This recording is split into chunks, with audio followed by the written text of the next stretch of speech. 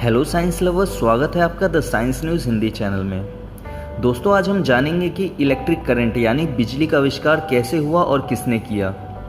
दोस्तों, बिजली का आविष्कार नहीं बल्कि खोज हुई थी। खोज और आविष्कार में अंतर है। अगर कोई चीज़ प्रकृति में पहले से मौजूद है और उसे किसी इंसान ने खोज निकाला है तो हम कहेंगे कि इसकी खोज हुई है।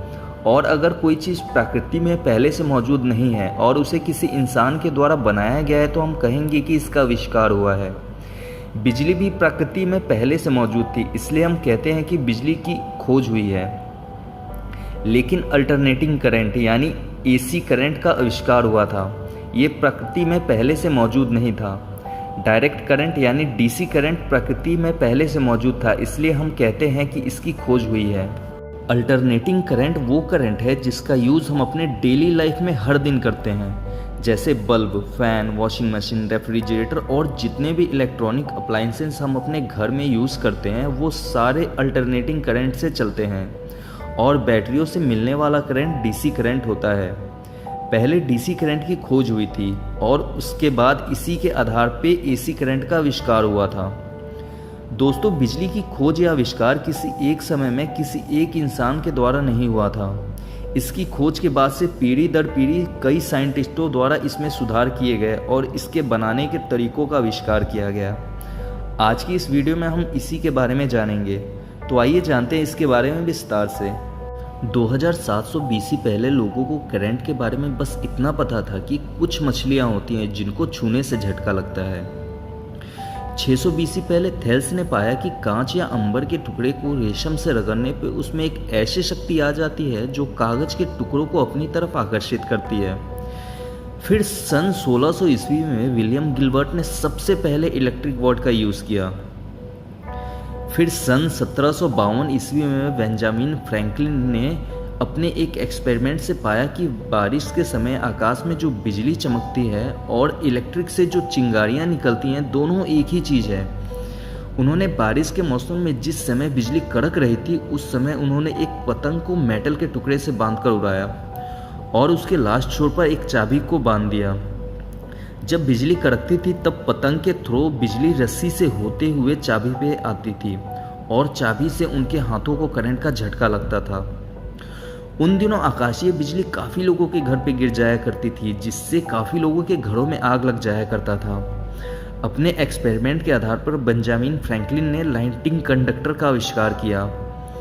इसके बाद से ये समस्या सॉल्व हो गई। सन 1800 ईस्वी में अलेसेंड्रो वोल्टा ने पाया कि केमिकल रिएक्शन करा के भी हम इलेक्ट्रिसिटी बना सकते हैं। इसके बाद उन्होंने जिंक और कॉपर की प्लेटों का यूज़ करके पहली बार बैटरी का आविष्कार किया। फिर सन 1831 में माइकल फैराडे ने डीसी इलेक्ट्रिक डायनेमो और डीसी मोटर का आविष्कार किया। इसके बाद बिजली बनाने की समस्या दूर हो गई, जिसके बाद से इलेक्ट्रिसिटी को टेक्नोलॉजी के लिए यूज़ किया जाने लगा और इलेक्ट्रिक युग की शुरुआत हो गई।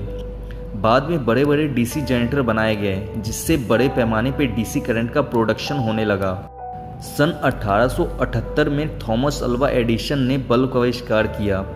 इसके बाद से घरों और फैक्ट्रियों में डीसी करंट का यूज़ होने लगा। एडिसन की अपनी एक डीसी करंट प्रोडक्शन की कंपनी भी थी, जिसमें वो बड़े बड़े डीसी जनरेटर की मदद से डीसी करंट का प्रोडक्शन करते थे और उसे घरों और फैक्ट्रियों को डीसी करंट सप्लाई करते थे।